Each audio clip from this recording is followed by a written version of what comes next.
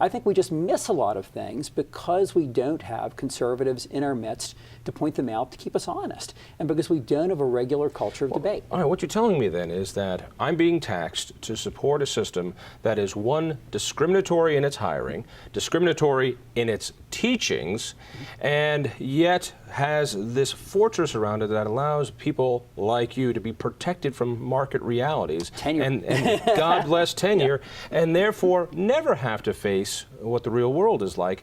And here locally, remember, we passed Referendum C because we wanted to give more money to higher education. We found out that money didn't go to higher education. Would you believe government lied to us about that? And now we need more money. And we have Amendment 23 here in Colorado, which squeezes the budget towards K through 12. And University of Colorado and most other universities endorsed that, even though it was slitting their own throats. So now we're looking at fee increases and tuition increases.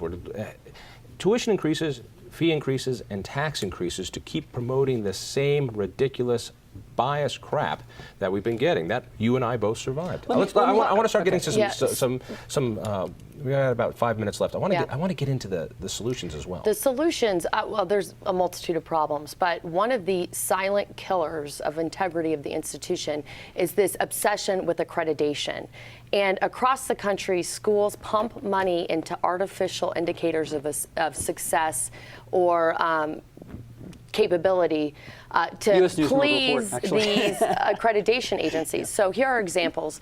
CU's law school was threatened to lose its accreditation because it did not have a facility for its students that was up to the accreditation agency standards. Same thing with my CU journalism school. We actually lost accreditation for a year. Other schools, law schools in New York. Explain this for those of us who don't understand the full picture. Who gets to say the stamp of approval, your law degree is a law degree, your journalism degree is a journalism degree? There's multiple accrediting agencies, and I would argue that they are incredibly outdated in this 21st century where people have the ability to go online and look at test scores, and there is more transparency in terms of student performance or faculty performance. So back in the day when people didn't have access to that information, an accreditation agency could come and say, look, this school's bad or this one's good. But if my daughters went to we're looking at a non-accredited university, I wouldn't automatically dismiss it because, as I was starting to say, in New York, multiple law schools were threatened with the loss of their accreditation because they didn't have enough women or minorities on the faculty. There's a whole host of artificial and arbitrary. Does that matter to learning law? You know, if the student understands what was being taught, who cares if a robot taught him? Who cares if a lesbian black midget taught him? It doesn't matter. And here's what the left will respond with. Here you are calling for ideological diversity. And you're saying it matters that we have a vigorous debate about political issues or the hot topic of the day with people coming from different backgrounds. And yet, on the other hand, you're taking the #1 indicator we have as a society to sort of pinpoint who might be the best candidate for providing that diversity, meaning we assume that black people are all from the urban ghettos, and we assume that white people are all from Cherry Creek. I mean, that's a little bit overly simplistic. But the point being that they argue for diversity and they use metrics of race to say that's how we get diverse ideas.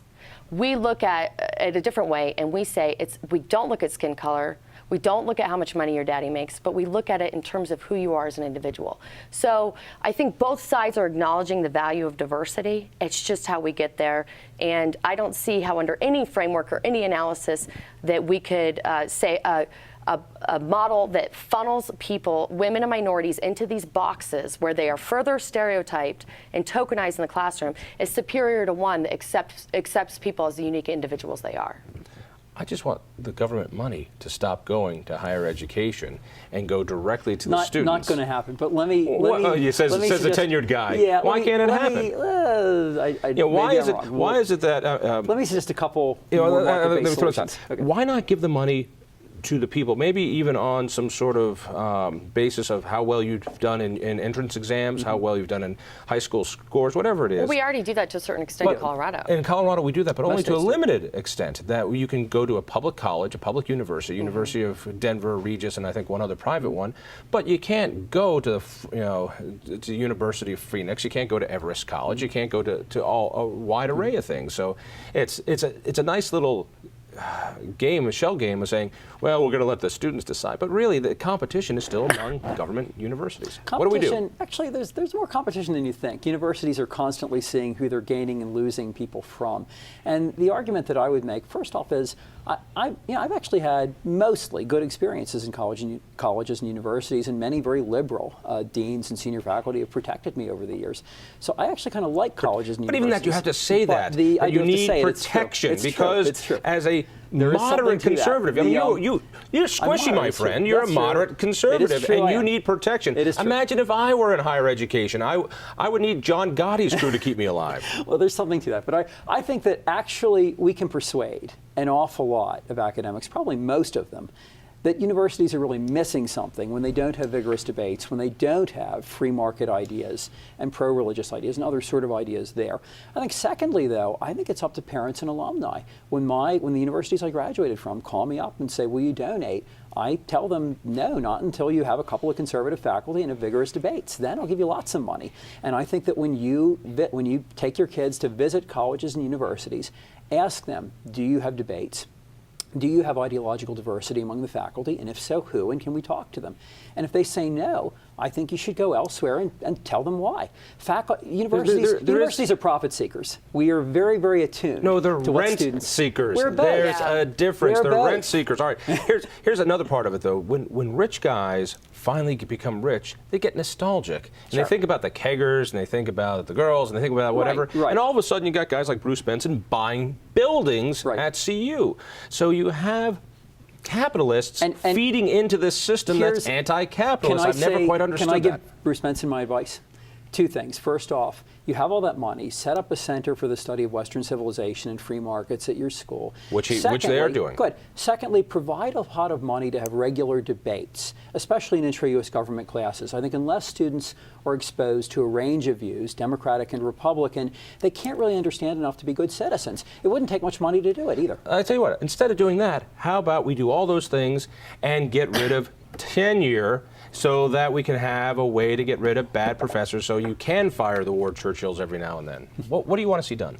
Well, I have a lot of hope. The middle 40% of America defines itself by different labels, political labels, but they all seem to agree on this, which is that they define themselves as socially liberal yet economically conservative.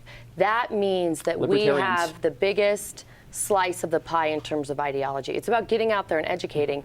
And I have concerns about creating sort of more tokenized centers on our campuses. To those rich guys out there, and I hope to become a rich guy one day, go and stop working for me, that'll help you. Go and fund scholarship programs for students committed to diverse ideologies. Right, and I'm glad that CU is putting together this Center for Western Studies, and a guy named Krennewitter is going to head it up. He's a good guy from Hillsdale. It's going to be a great center. But part of me says, why does it become a ghetto? Yeah. Why is it that the conservative center has to be? Well, that's where.